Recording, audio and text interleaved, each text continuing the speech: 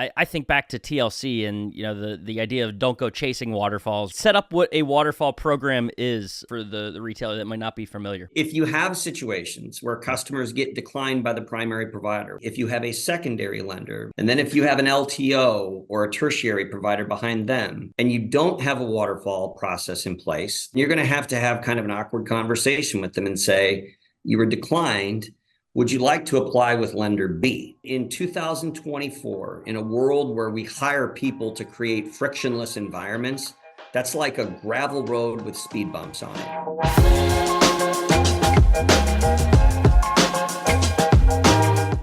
Welcome into the Independent Thinking Podcast. This is your host, Rob Stott. We are looking to wrap up the year for the podcast and doing so in a way that I think feels fitting. It's always good to take a look back at 2024, see how things went, and use those learnings to then process what's to come over the ensuing 12 months, so 2025 in this case. And what better way to do that than with a financial partner of ours in Wells Fargo that has a lot of data and a lot of information about what the economy looks like, the indicators that they keep track of, and giving us some insights on what they saw from the year that we just got through, and some of the things that they are looking ahead to in 2025. And then in addition to that, some of the resources that are available out there to help retailers be successful, knowing what we know about what's to come or what we expect to come in the next 12 months. So doing that today with Steve Jermier, the Relationship Management SVP there at Wells Fargo Retail Services, a great partner of ours and great friend to the group, and knowledgeable individual that we've had many a chats with. So excited to have him on and getting to do so after just hanging out for a week at a conference that we'll talk about as well during this podcast. And just great to catch up, see what sort of, the temperature of the industry and the economy, and, get ourselves set as we close out this year and look ahead to what's to come in 2025. So appreciate Steve taking that time and looking forward to diving into it. So let's do it. This is Steve Jermier of Wells Fargo Retail Services here on the Independent Thinking Podcast.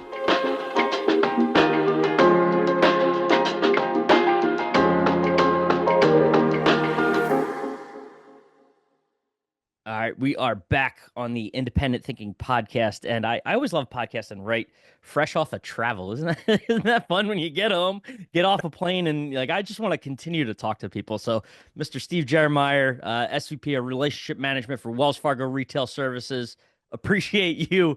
It's not just me either. We were there together, so I appreciate you. We were there together. Deciding to do this on a, right off of a trip. So we appreciate it. Good to be here, Rob. Yeah, I saw you guys multiple times. I laugh when you get home from a long week on the road. Your family wants you to be on and ready to go, and the rest of your body says, I need to just rest and recover. But hey, early morning podcast the next morning gave me all the motivation to wake up and get a cup of coffee. So we're good. Let's do it. No, that's awesome. Well, I want to start there, actually. I thought I don't know that we knew we were going to be there together at the Furniture Today Leadership Conference, but it was an awesome experience. My first time going. First time for you? Have you been there before? No. I've gone for quite a few years now. I don't even know if I can count them all, but at least 7, 8, 9, 10, something like that. That's all. Well, we'll talk about that because for me, being there, great educational event, a lot of great content that came out of it. For you being there, as an extended, attendee, the importance of it. Why continue to go back to an event like that?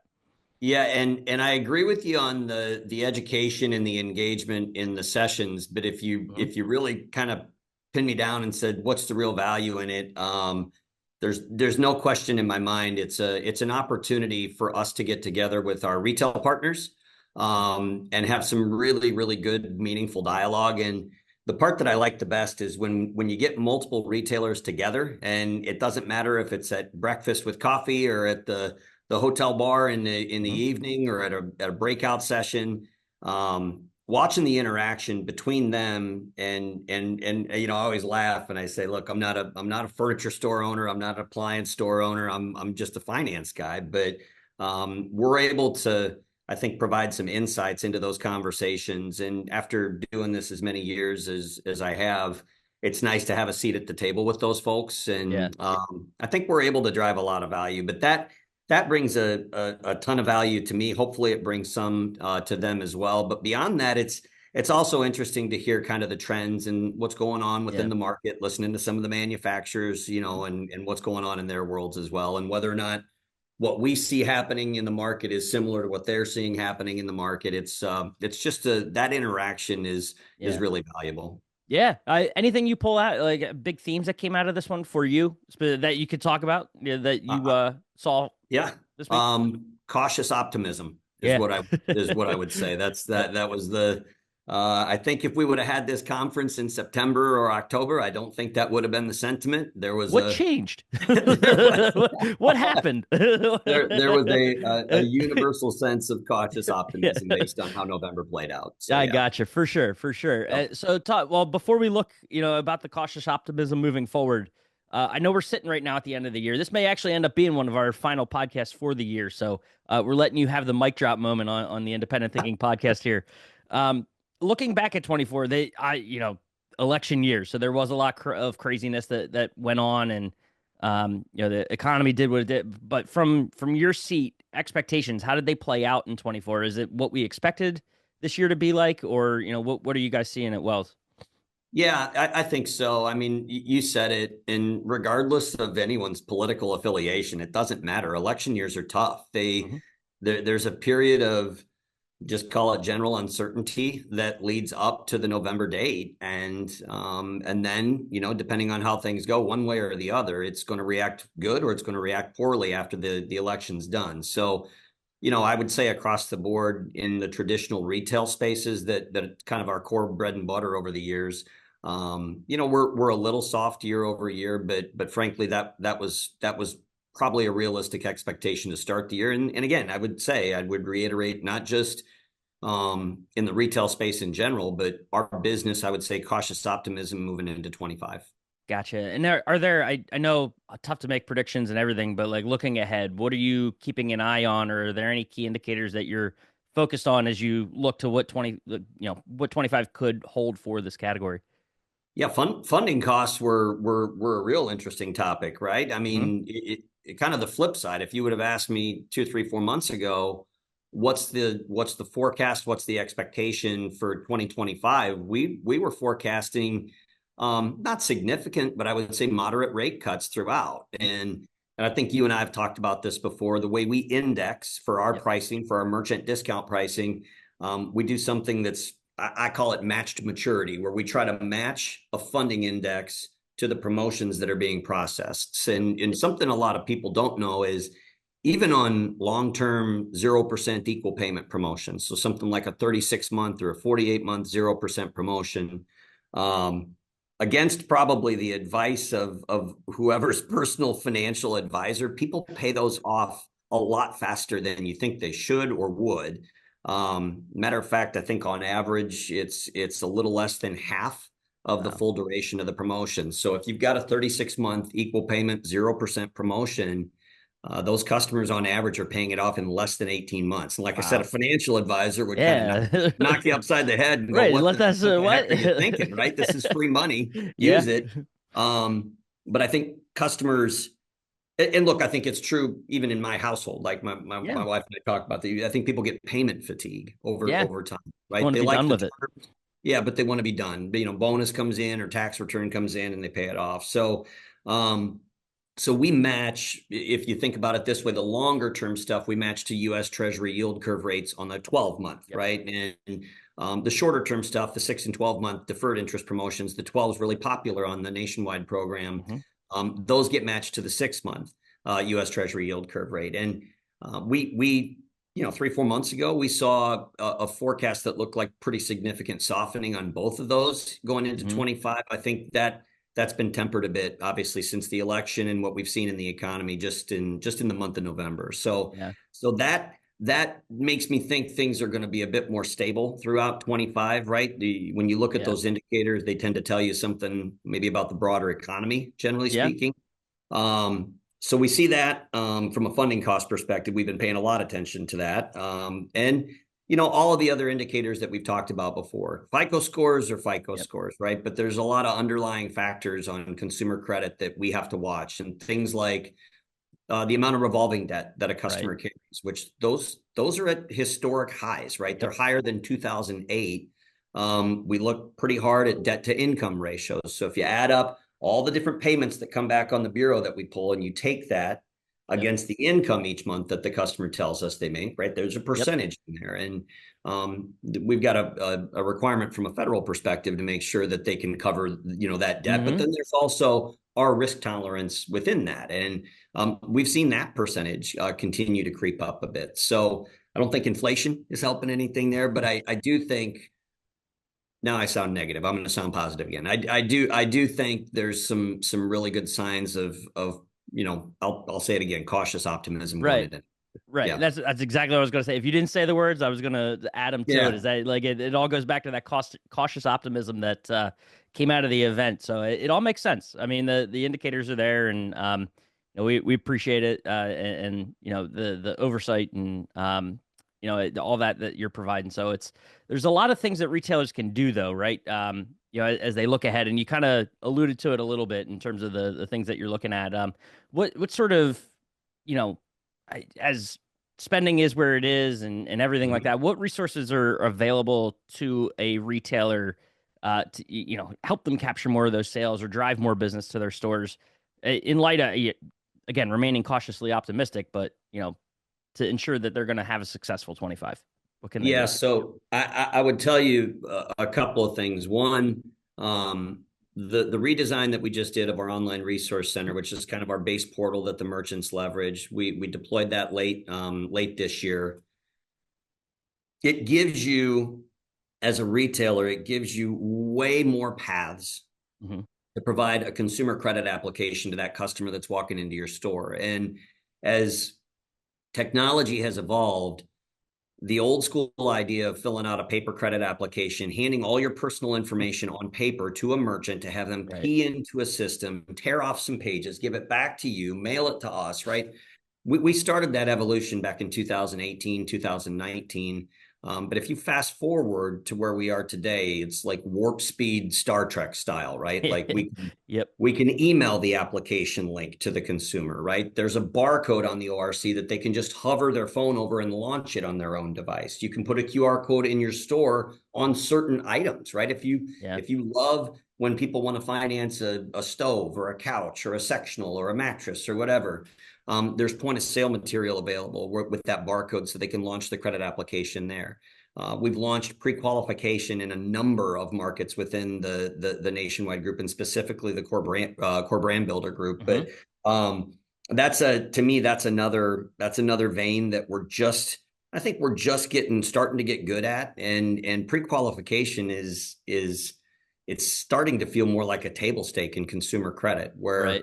you want someone to know and have confidence that they're pre-qualified for financing without having any impact to their credit, so that when they go around the store shopping, they're Right. shopping with confidence and they're maybe able to make, an aspirational purchase on a nicer product that's going to last longer, perform better. I mean, and Hmm. that's a situation where everybody wins. But those tools are awesome, but they don't work unless you know how to use them properly and leverage Yeah. them within your conversations. And I would tell you, if you haven't engaged our team, so first and foremost, you have a trainer dedicated to your program that's as good as you'll find anywhere in the industry, in Christy Alloys. And she's been in this business a long time, and has heard every question and fielded every kind of objection you can think of. And then our core relationship team with Scott and Carrie and Jack and Yep. Alan Peters, our marketing team with Amy Blessington. I think we really truly have best in class there. So engaging them to Hmm. help you. And trust me, they're willing to come out and meet you in person. They'll meet you on Zoom or Teams or whatever platform you prefer for a video conference. We can meet you however you want to be met. No, that's awesome. And what I love too about the new way of shopping, it kind of came up, I think, during the conversation, just recency bias. I keep thinking back to some of the conversations that happened there, but like Sure. younger consumers, you think about how they go around a store and having a phone. I don't know that I shop without my phone in my hand. I don't think I'm you thinking can. about it, right? It's like it's hard Yeah. not to. But having those materials around where I'm curious, right? I want to scan something and see, oh, well, what will it tell me without the impact and just the simplicity of doing something like that. And then having that information almost immediately on hand without, to your point of needing to wanting to keep that either private or just simple, and do that without having to engage with the sales associate or wait for the forms to be the mail. Like it's all right there. It's instantaneous. So it fits today's kind of customer experience expectations. It does, and this is where I'm gonna say I'm gonna crawl inside the brain of a retailer. Yeah. I'm not a furniture store owner. I'm not an appliance store owner. I did not stay at a Holiday Inn Express last night. But here's what I will tell you. If all you have to differentiate is the product that maybe sits, the same product that sits 2 blocks up the street, and you're doing, Rob, exactly what you just said, and you're pulling it up on your phone, it becomes a commodity war. You're just Yeah. price shopping, right? Yep. But if you give them the opportunity to get pre-qualified or just simply apply and get approved right there on their own device with no intervention, right, at Right. all from a store associate, you now have a locked-in customer that knows they have buying power right there. And that's one less reason for them to leave on a day like this in Central Iowa, go back out in the cold, get in their car to keep shopping, because Yeah. we don't have a lot of time anymore in this society. So if you can provide something else to take them off the shelf, that's why we're here, and we want to help you do that. Yeah, and I know too the types of tools and ways to get qualified are also evolving today, and it's we see things like the waterfall programs that are out there. Yeah. For before we dive into it and talk about the benefits there, explain for those that may not be familiar. I think back to TLC and the idea of don't go chasing waterfalls, right? But it's a little bit different today. We actually want you to go after these programs and follow this process. So set up what a waterfall program is for the retailer that might not be familiar.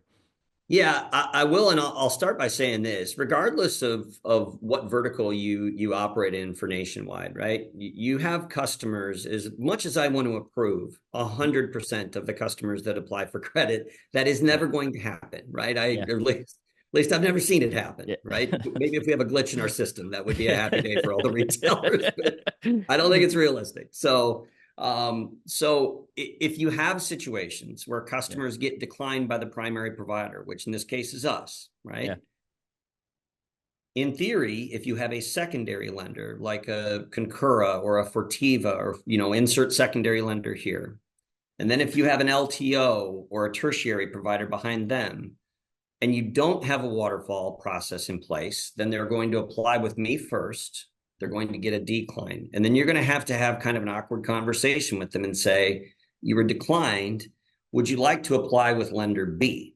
Right. And if they have to do that again, they have to give you all that same information again. Because remember, I'm not giving you paper anymore. Right. Everything's done electronically with me, and you don't have access to anything they just gave you. It's all encrypted, and once it's done, it's done. You can't go back and see their social or their date of birth. It doesn't work like that.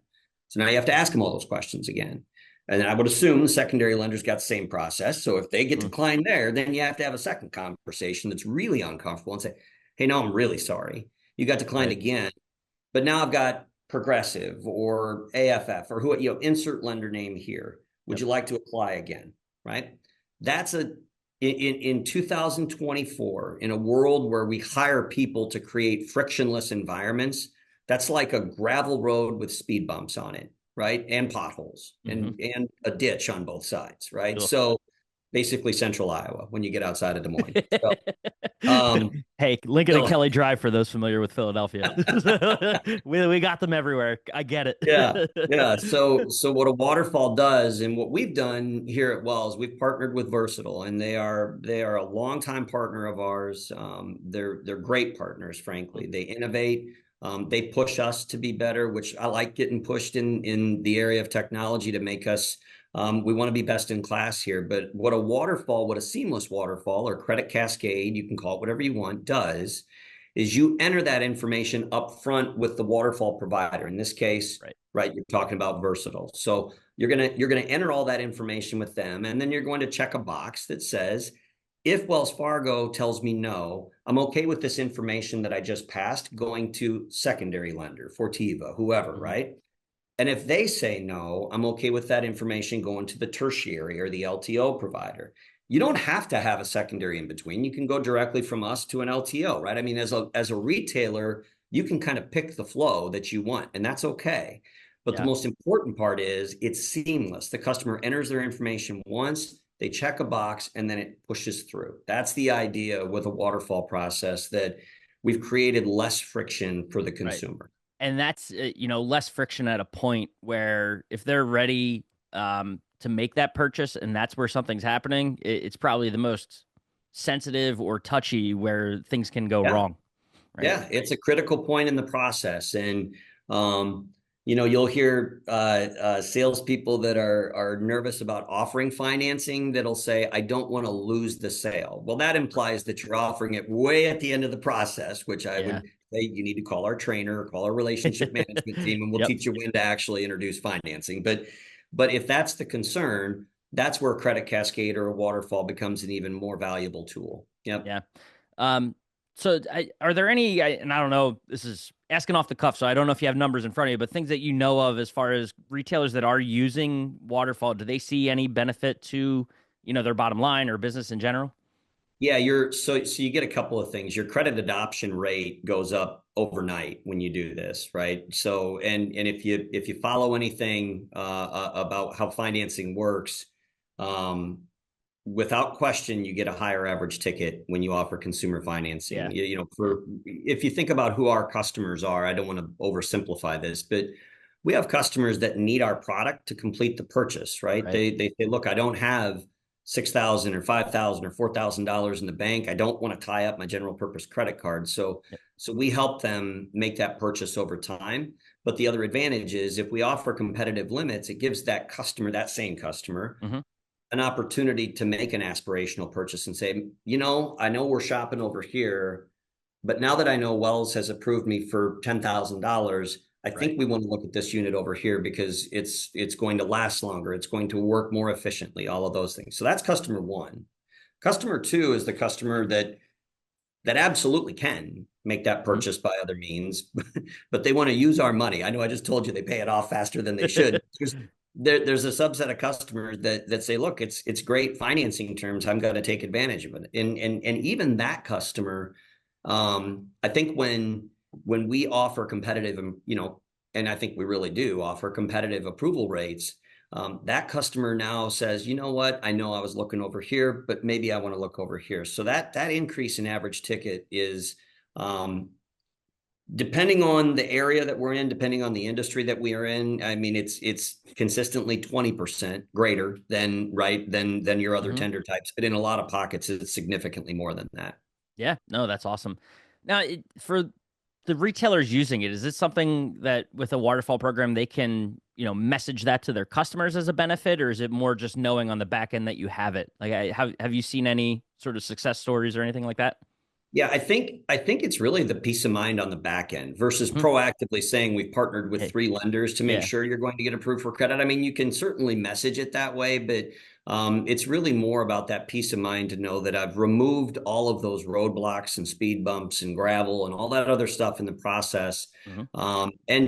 And look, the portal that we developed specifically for Nationwide is a competitive advantage that your members are going to get that other retailers that just call us off the street would not get. So Yeah. to be clear, we've built a self-sustaining portal for Nationwide members that want to leverage the versatile waterfall. It is subsidized by us. It does not cost you anything. And again, if you didn't, if you weren't a Nationwide member and you called us off the street, A, you're not getting the portal, and B, you're paying for that service through Versatile. We're not subsidizing that for you. So that advantage by itself, I think at least warrants a peek Hmm. from the retailer to take a look at it. The other piece that I don't want to, I don't work for Versatile, so I got to be a little careful what I promise here, but they have the ability to aggregate data within the Nationwide members that are leveraging that portal so that you can benchmark yourself with reporting that's available in Hmm. there and kind of see, like, how am I doing compared to my peers from just about every operational performance metric that you can think of.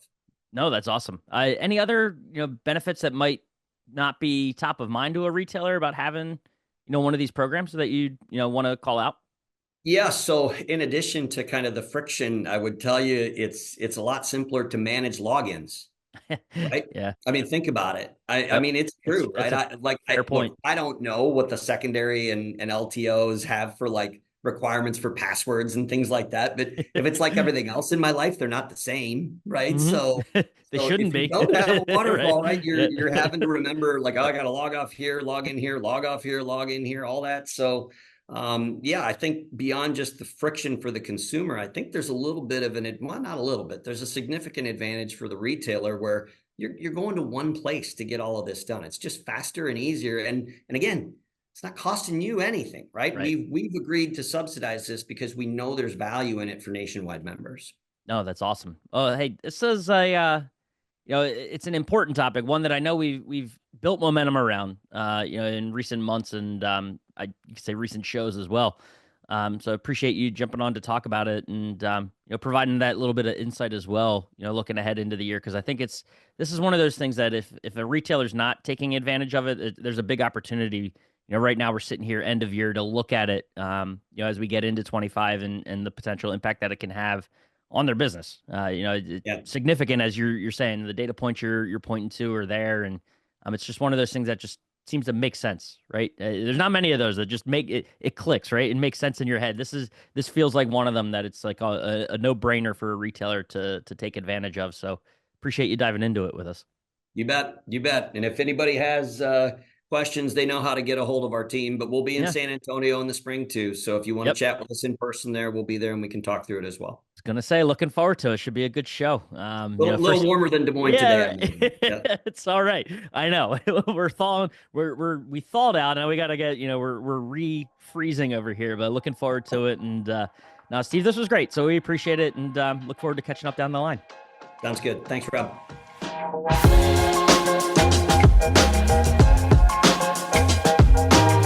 Awesome. And thanks again to Steve for taking that time and sharing those updates and some of the analysis and, things that they're looking to as we head into the new year. And, of course, as well, the Waterfall program is kind of giving an oversight on that and an overview on that and what they are, how they benefit our members and the ways you can leverage them in your business. Because I think it's one of those things. I said it towards the end, but almost like one of those no-brainer type programs where makes sense to have and just reduces the friction in that customer experience and makes it a seamless one for them. And just lots of benefit to have as a retailer there by leveraging those programs. So appreciate Steve diving into those.